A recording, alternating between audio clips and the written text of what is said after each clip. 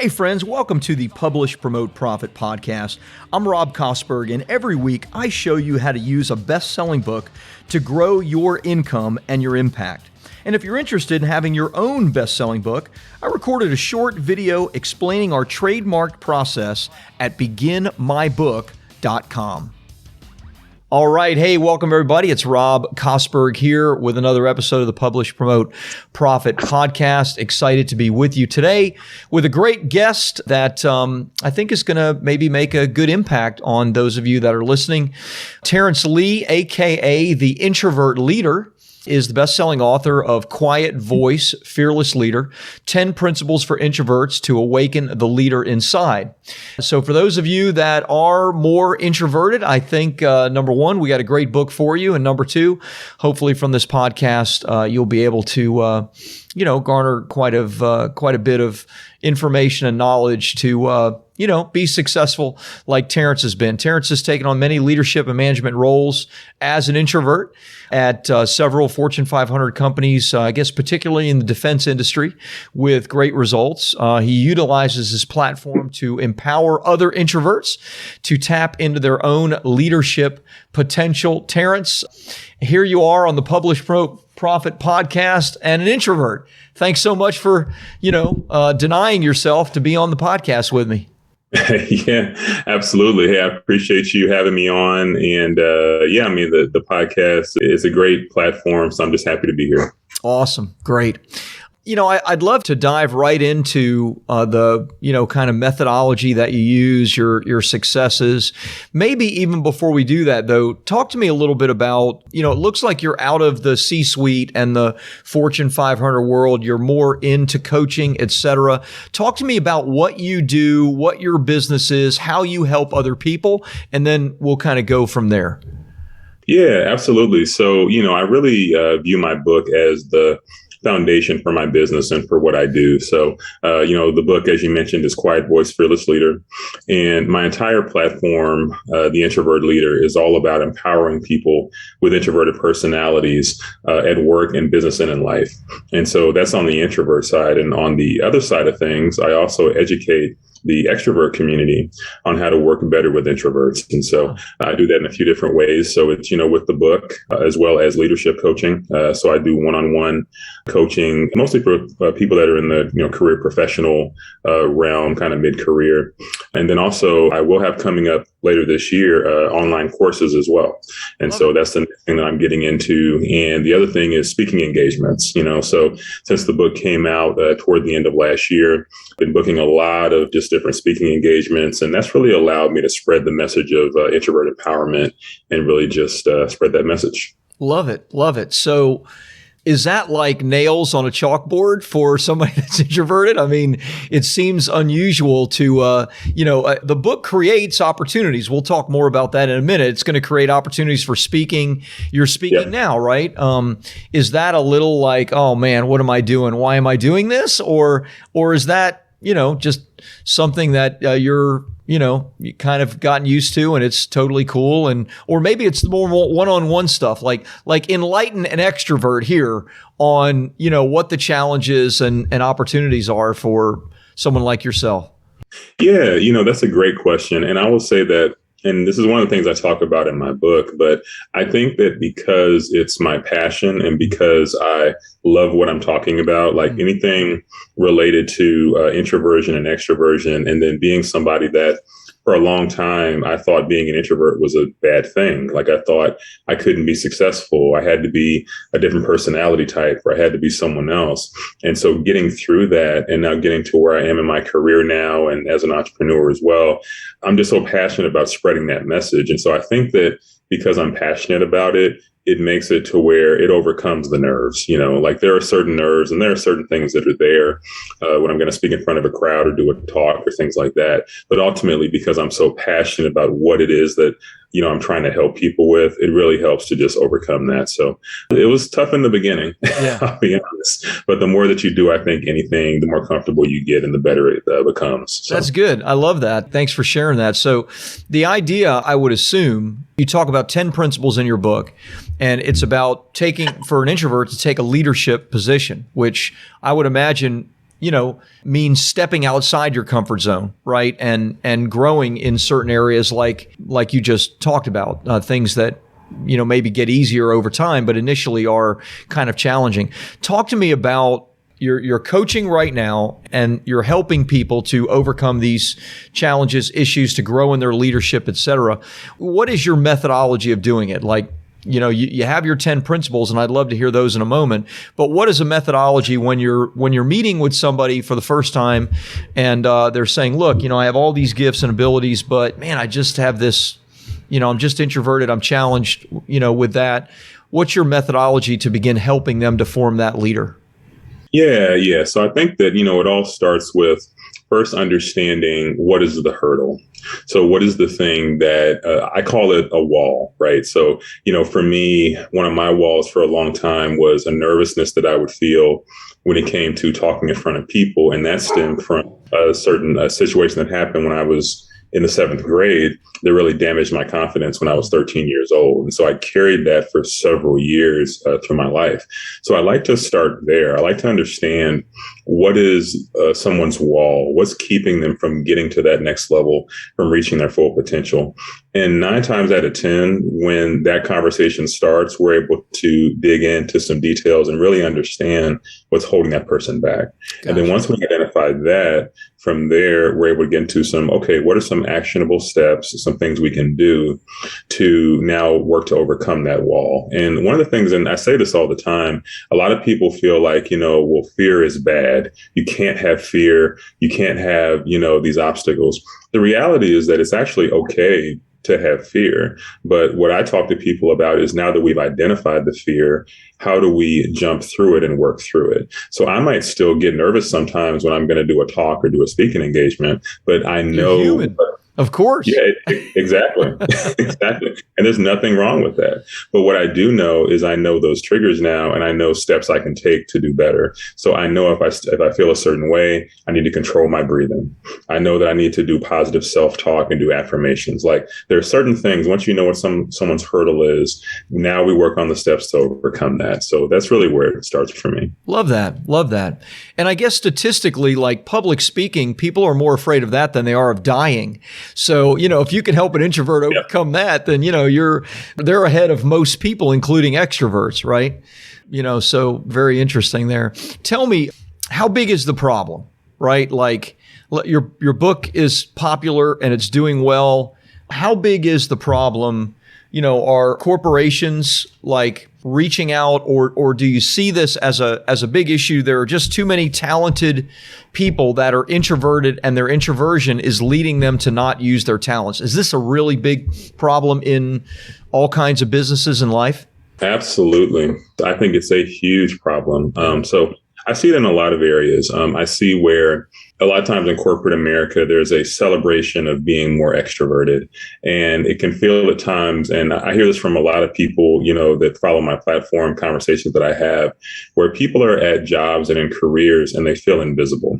They feel like they have potential and they have things to add, but because they're always waiting for the right moment to get their words in, or, in their particular company, being more extroverted is viewed as, oh, that person's a future leader. That person has potential. And people just assume because maybe they're quieter, they don't have as much value to add. And so this is in companies, across the world. I mean, because in a lot of, Fortune 500 companies, the thought is that if someone's more extroverted, they speak up more, they're naturally a better leader. Yeah. When in reality, that may not be the case. There may be someone that's actually more introverted, and they have the thought process, the mindset, and the skills that would make them an amazing leader. But if companies don't know to cultivate that and to work with that person, then, ultimately that person misses out, and the company misses out too. So, again, right now I'm focusing more in the space of kind of the one-on-one coaching and the speaking engagements and, obviously the book, but I'm really looking to expand this and start spreading this message to corporations and getting into a much wider platform. Love that. Love that. So there are people listening right now that are probably going, that is me, right? There's the big mouth guy, and, everybody thinks he's the leader because he's got the big mouth, and half the stuff that comes out of his mouth is wrong, right? And then there's me, and I don't want to say anything. And so people are listening and thinking, like they're putting themselves right now in the scene. What would you say to them? I mean, are there 2 or 3 like tips, like knobs, switches that they can begin looking at or thinking about to begin changing and adjusting that?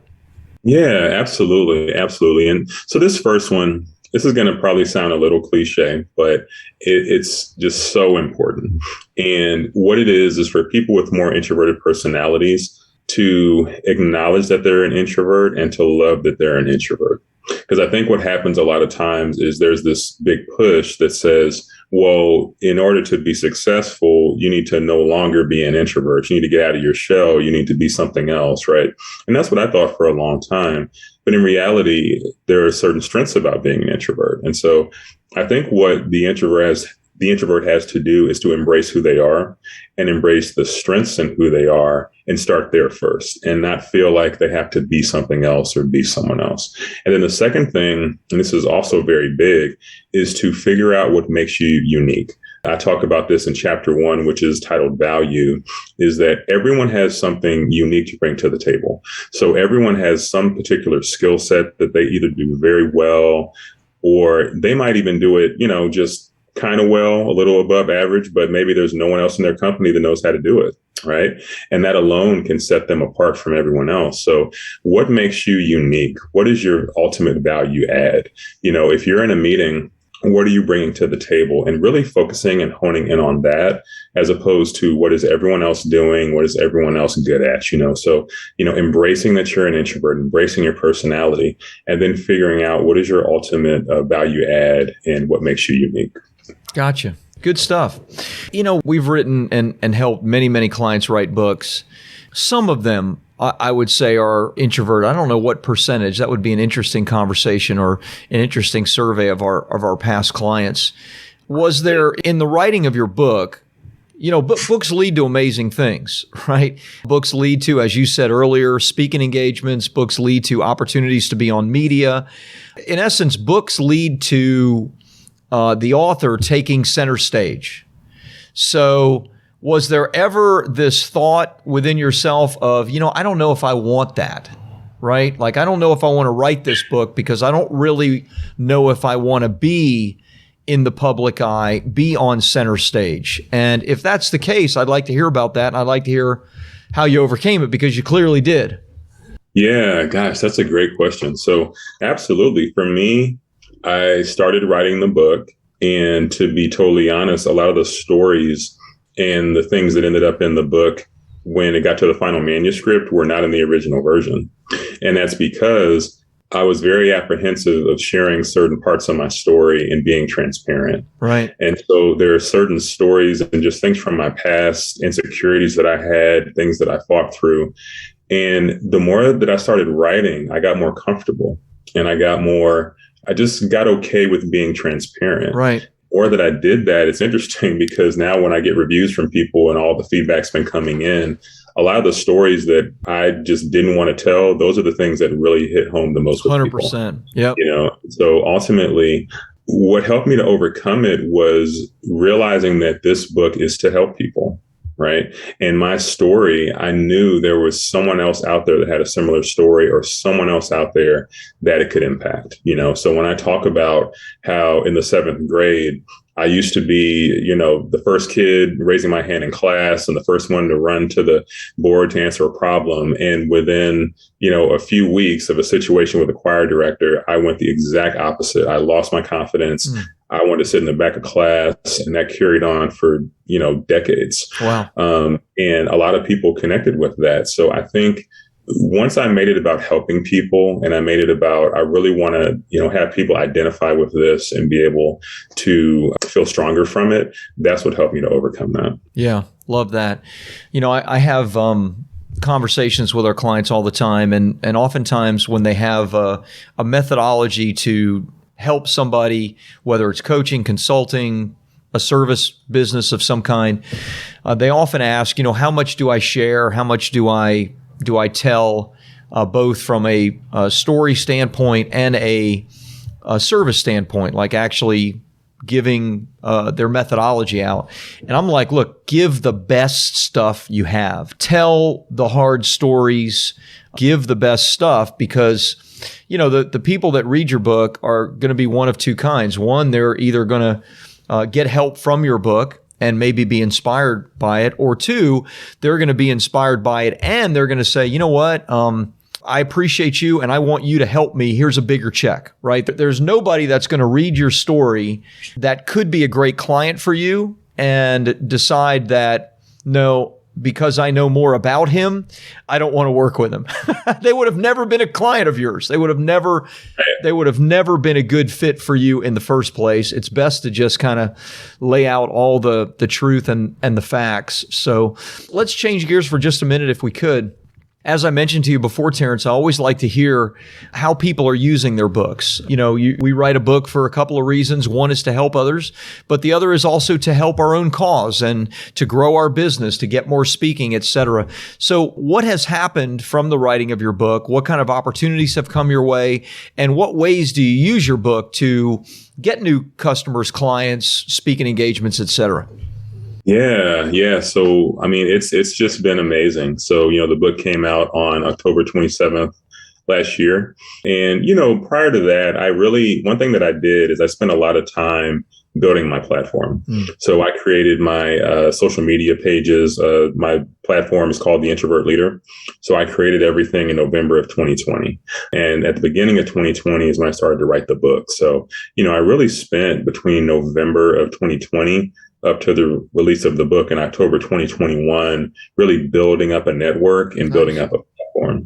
And so I think that was really helpful, because when the book came out, there were a lot of sales coming in. And then within a few weeks, I got my first, it was actually a DM on Instagram for a speaking engagement for a group out of the UK, a network marketing company. So they hired me for that. And then shortly after that, within about a week, I got another message from a educational group out of New York. And they sent me, a message just saying that, they had read the book. They thought it was amazing. They referenced one of those transparent stories that I talked about. And so I'm actually going to be speaking to their group here in 2 weeks. And, other than that, I've got about, I think, 5 more lined up. I've just been getting inquiries through the website and everything. And it's been the book. Honestly, it's been the book, when I'm getting these inquiries coming in through my website, because I have all that automated. So, I have where people can fill out a form to request me. And then I get all that information, and they all reference the book, and they reference just, they'd like me to speak to their groups and things like that. So definitely for things like speaking, the book has been amazing. And then from more of like a coaching standpoint, I think it's awesome, because the book in my mind is where you give people your tips and your pillars and your principles, right? And then the coaching is where you get to dive in specifically with that person. Right. So that person has read your book and they've gotten something out of it. And now that you're getting into a coaching environment, it's okay. So now how can we take some of those principles and apply them directly to help you in your life? So yeah, that's been great as well. Love it. Love it. Well, super congratulations on the success thus far. It's early, but it sounds like amazing things have already happened with the speaking engagements, obviously the media opportunities that you've gotten. So love that. Where can people go to your website? Where can they learn a little bit more about you, maybe book you for speaking, et cetera? Let's give them a couple of links and direct them. Yeah, absolutely. So my website is quietvoicefearlessleader.com. So people can get the paperback ebook and audio version there. And for speaking inquiries, people can just go to quietvoicefearlessleader.com/speaking. And I'm also available for coaching as well. So to book discovery calls, people can just go to quietvoicefearlessleader.com/coaching. And then also on social media, I'm very active on social. So if anyone wants to connect with me on Instagram or TikTok or Facebook, I'm at the Introvert Leader. At the Introvert Leader. Love it. Love it. Great. Terrance, thanks so much. Thanks for sharing. Thanks for giving us your wisdom and sharing about your book. And again, congrats on your success. Yeah, no, thank you. This was a lot of fun. I appreciate you having me on. My pleasure. Hey, thanks for listening in on the Publish, Promote, Profit podcast. If you enjoyed it, please take a minute and like and subscribe to the podcast, because every week I bring you either great guests or great teaching to help you to grow your income and your impact with a best-selling book. And if you're interested in having your own best-selling book, check out my short video which explains our trademark process at beginmybook.com.